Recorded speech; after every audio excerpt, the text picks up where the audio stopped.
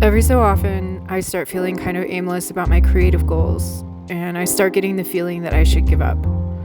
Throughout the years, The Artist's Way by Julia Cameron has been a book I work through when I need to reevaluate my life and my goals.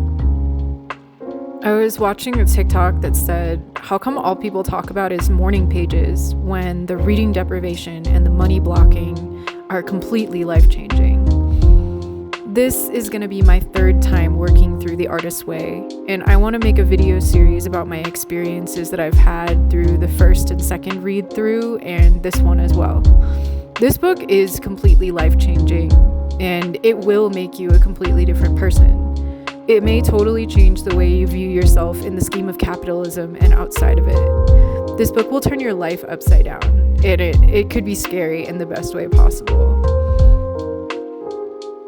When I first started this journey, I was so creatively blocked. My whole life, I had over-relied on my logic brain to get me through everything. And using logic brain is like way overemphasized in American culture.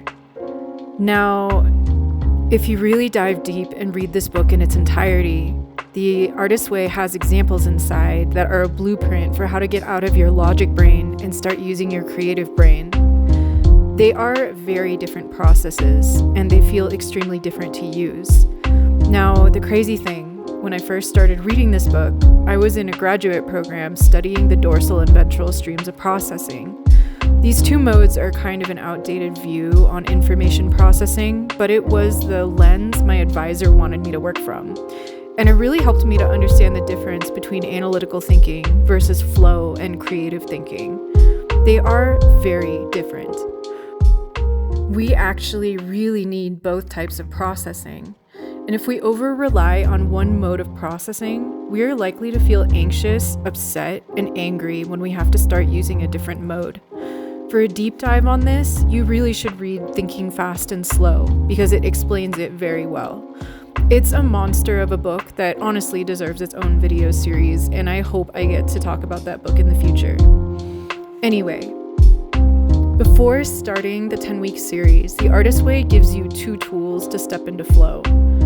The first of which, and probably the biggest one most people are familiar with, is morning pages, which is 3 pages of longhand stream of consciousness writing. I love morning pages, as I've been journaling since I was 13 years old. But this isn't your average journaling exercise where you kind of like recap your day and whatnot. The morning pages forces you to write even when you're convinced your mind is blank. If you're stuck, you keep the pen moving. I can't tell you how many times I've sat and wrote lines and lines of, I don't know what to write, I don't know what to write, I don't know what to write, until something more interesting comes out, like, I want to sail a boat, or I want to learn how to dance.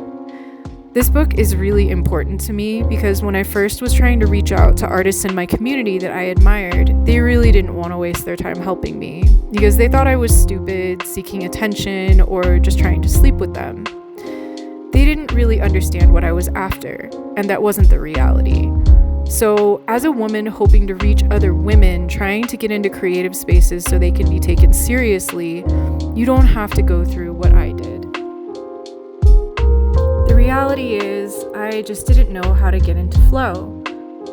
And other artists in my community were overburdened with work and just didn't have a ton of resources, and they didn't have the time to really understand what I was struggling with.